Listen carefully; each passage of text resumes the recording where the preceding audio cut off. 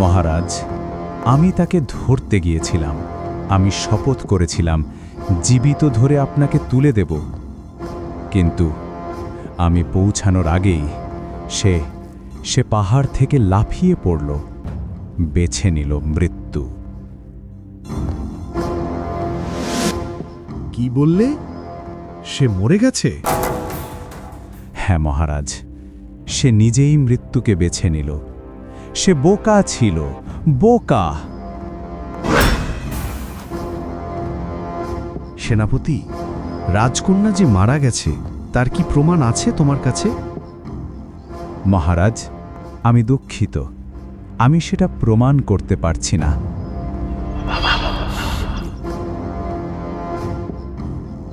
চন্দন সেন, পদ্মাবতীর বাবা তোমাকে কথা দিয়েছিল তুমি তার মেয়েকে বিয়ে করবে, তাই না? তাহলে তুমি কি তাকে বাঁচাতে চেষ্টা করছো? মহামান্য, সত্যি, যখন রাজাকে হত্যা করে নিজেকে রাজা বলে ঘোষণা করলেন, সেদিন থেকেই আমার সম্পর্ক ছিন্ন হয়ে গেল।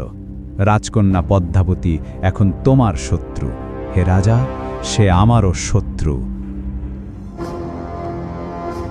যদি তাই হয়, তবে প্রমাণ ছাড়া কিভাবে তুমি সিদ্ধান্ত নিলে? সে জীবিত বা মৃত, রাজকন্যা পদ্মাবতীকে চাই। যতক্ষণ পর্যন্ত তুমি তাকে আমার কাছে আনছো না, আমার সামনে আসবে না, শুনে রাখো, আসবে না। মহামান্য, আমি শপথ করছি আমি তাকে জীবিত বা মৃত আনব।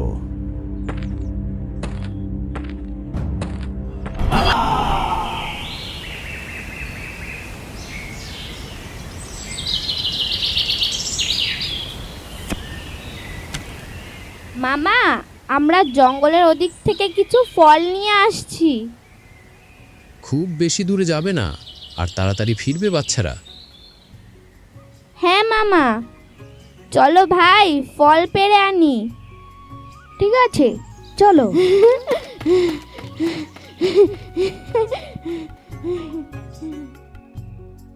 তুমি কি মনে করো ওই মেয়েটাকে একা ফেলে রাখা ঠিক হলো? আমার মনে হচ্ছে সে বিপদে আছে, কেউ ওকে আঘাত করেছে হয়তো। ওকে শান্ত করে কি হয়েছে জিজ্ঞেস করলে ভালো হতো না? সে বিনা কারণে আমাকে আক্রমণ করেছিল, কিন্তু আমি তার চোখে ভয় দেখেছি, রাগ নয়। আমার মনে হয়েছিল সে যেন নিজের সঙ্গে লড়ছে। হয়তো কেউ তাকে প্রতারিত করেছে, হয়তো সে মানসিকভাবে ভেঙে পড়েছে। তার আমাদের সাহায্যের প্রয়োজন বন্ধু। আমার উদ্দেশ্য ছিল তাকে শান্ত করা, কারণ সে এমন একটি মেয়ে যার অন্তরে শুধু অন্ধকার নয়, সাহায্যের আরতি আছে। তুমি কি দেখনি তার চোখে একটা চাপা যন্ত্রণা ছিল? যেন সে নিজের ছায়া থেকে পালাতে চাইছে, যেন কেউ তার আত্মাকে শৃঙ্খলে বেঁধে রেখেছে। আমি জানি, অন্ধকারে হারিয়ে যাওয়া মানুষদের আমি এক সময় চিনতাম। তারা মন্দ নয়, কেবল একাকী। হয়তো এই মেয়েটিও তেমনই, নিজের ভেতরের দানবের সঙ্গে যুদ্ধ করছে। আমি তাকে আঘাত করতে চাই না, বরং যদি পারি তাকে সেই অন্ধকার থেকে ফিরিয়ে আনতে চাই। কারণ আমি জানি, অন্ধকারের হাত থেকে কেউ যদি তাকে টেনে না আনে, একদিন সে নিজেই হারিয়ে যাবে চিরতরে। আমি আশা করি সর্বশক্তিমান ঈশ্বর তাকে আশীর্বাদ করবেন। ওর সাহায্য দরকার।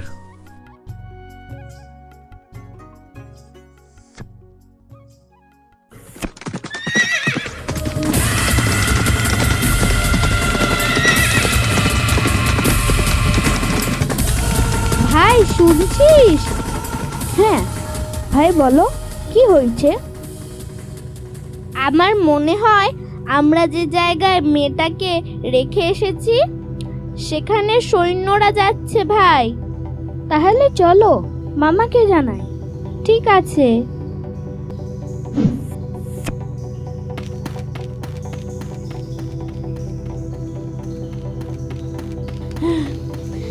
মামা মামা আমরা 3 জন সৈন্যকে দেখেছি, যে জায়গায় মেয়েটাকে রেখে এসেছি সেখানে যাচ্ছেন তারা।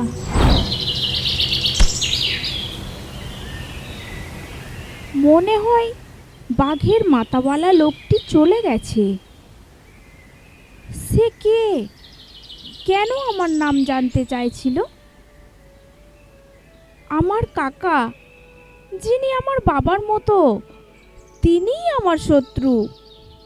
আর আমার বন্ধুরা, তারা তো সবাই আমায় ধোঁকা দিয়েছে। তাহলে আমি কাকে বিশ্বাস করব?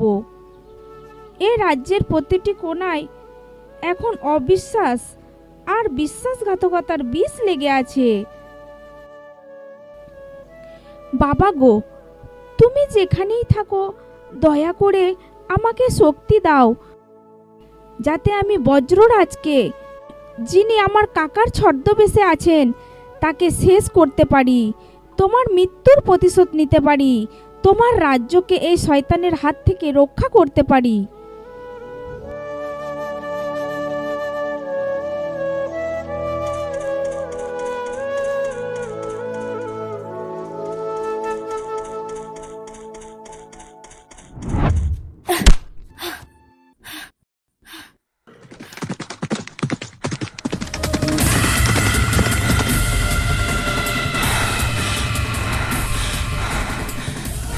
হ্যাঁ, অবশেষে আমার প্রিয় পদ্মাবতী, তুমি আমার হাতে পড়লে। এবার তো পালাবার উপায় নেই, তাই না? আমি ভেবেছিলাম তুমি পাহাড় থেকে ঝাঁপিয়ে মৃত্যুবরণ করেছ, কিন্তু না, তুমি আমার চোখে ধোঁকা দিয়েছিলে, আমার সৈন্যদের চোখেও ছল করেছিলে। চন্দ্রসেন, বিশ্বাসঘাতক!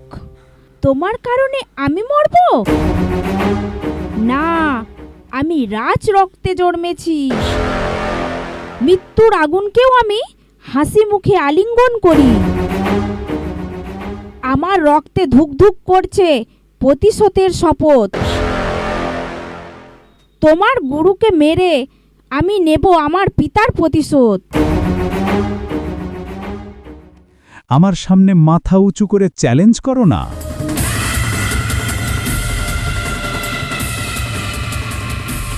সৈন্যরা, ওটাকে ধরে আনো।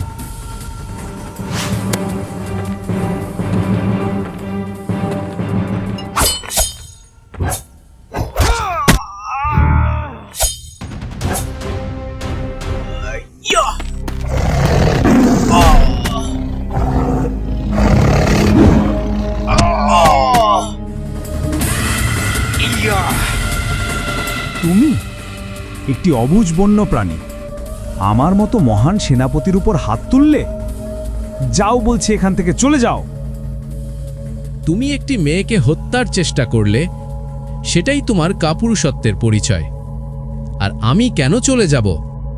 উল্টে তোমাকেই এখান থেকে যেতে হবে।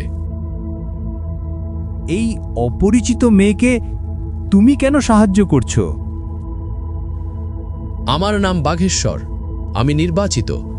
আমার লক্ষ্য তোমাদের মতো পাপী মানুষের দ্বারা নিরীহ জীবনের উপর করা অন্যায়ের বিরুদ্ধে লড়াই করা। তবে দেখি তুমি আমার বিরুদ্ধে কি করতে পারো।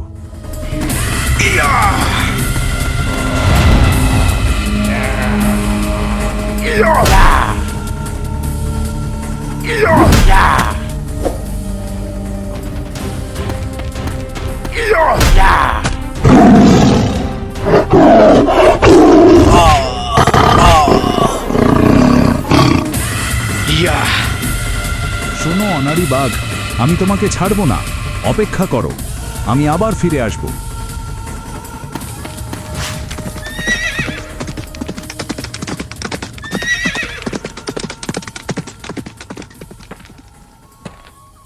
বাচ্চারা চলো এবার যাওয়া যাক।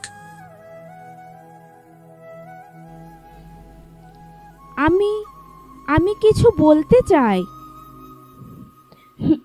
ভাই, ওই মেয়েটা এখন কথা বলছে। আমি জঙ্গলে একা থাকতে ভয় পাচ্ছি। আমাকে তোমাদের সাথে নিয়ে যাও। হ্যাঁ মামা, এটা ভালো হবে। এই জঙ্গলে একলা থাকা সত্যিই কঠিন কাজ। ওকে আমাদের সঙ্গে আসতে দাও। মনে হয় সে তোমার অনুমতির অপেক্ষায় আছে। ভালো লাগলে আমাদের সঙ্গে আসতে পারো।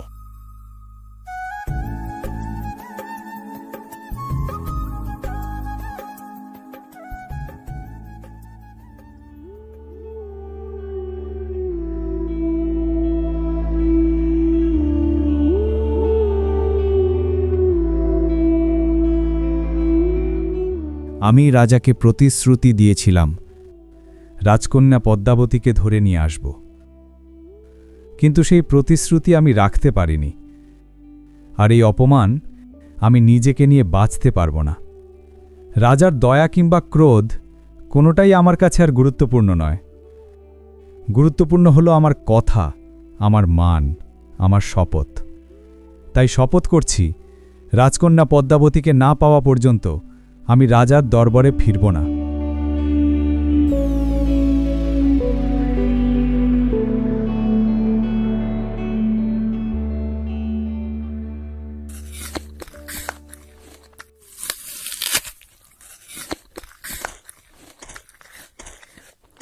খাওয়ার সময় হয়ে গেছে দিদি,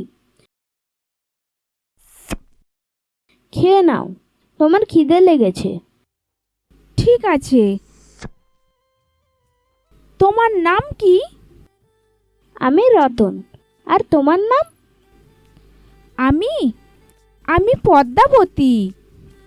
খুব সুন্দর নাম। তোমাকে একটা প্রশ্ন করতে চাই, কিন্তু কাউকে বলবে না। কি প্রশ্ন বলো? আমি কাউকেও বলবো না। তুমি কি বলতে পারো বাঘের মাথাওয়ালা লোকটি কে? উনি বাঘ মামা, বাঘেশ্বর। আচ্ছা, আমি এখন যাচ্ছি, আমার খিদে পেয়েছে, পরে কথা বলবো।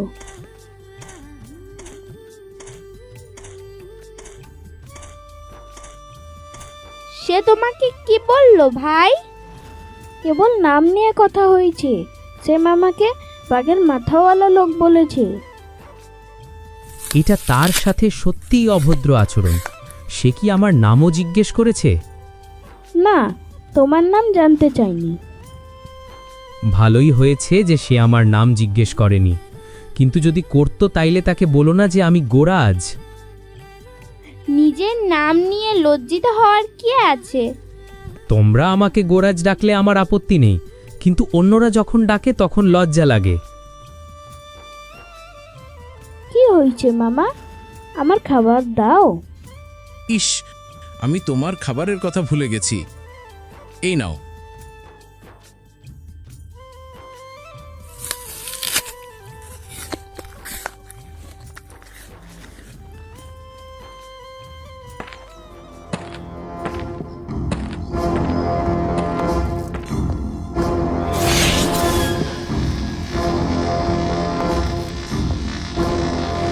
সেনাপতি চন্দন সেন, আমি ভেবেছিলাম তুমি আমার আদেশ পালন করবে, রাজকন্যা পদ্মাবতীকে আমার কাছে ফিরিয়ে আনবে, কিন্তু তুমি তা করনি। পদ্মাবতীর বাবা জীবিত থাকাকালীন তোমাকে রাজা বানানোর প্রতিশ্রুতি দিয়েছিলেন। বলো তো, তুমি কি তাকে বাঁচাতে চাও? মহারাজ, যদি আপনি অনুমতি দেন, আমি সেনাপতি চন্দন সেন বিশ্বাসঘাতকতার অপরাধে তাকে ধরে আনব। আমি আপনার অনুমতির অপেক্ষায় আছি। আমি শুধু তোমাকেই বিশ্বাস করি নীলারণ্যদেব। চন্দন সেন, সে আমার কাছ থেকে লুকিয়ে আছে। আমি জানতে চাই কেন সে তার কাজ করছে না, কিন্তু আমি চাই না তাকে খুব তাড়াতাড়ি শাস্তি দেওয়া হোক। জি মহারাজ।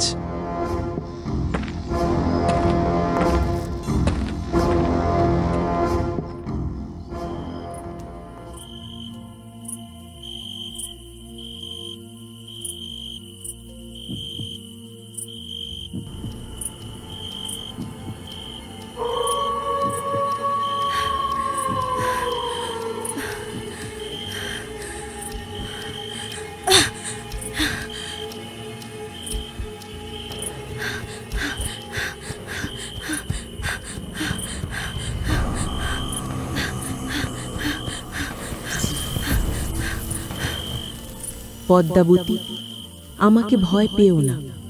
তুমি কেন পালাচ্ছ? আমি তোমার ক্ষতি করতে আসিনি।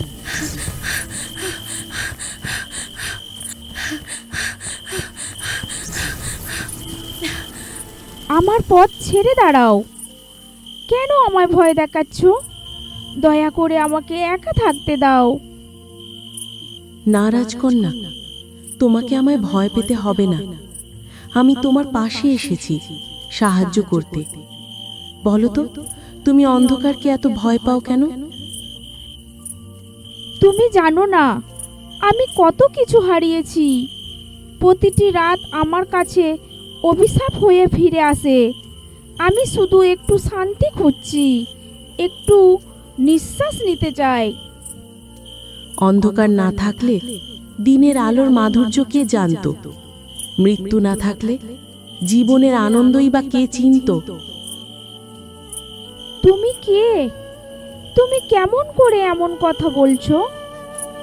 আমি সেই অন্ধকার যে আলোকে জন্ম দেয়। আমি সেই নীরবতা যে সুরকে অর্থ দেয়। তুমি ক্লান্ত পদ্মাবতী, চোখ বন্ধ করো, বিশ্রাম নাও। অন্ধকার তোমাকে আর ভয় দেখাবে না।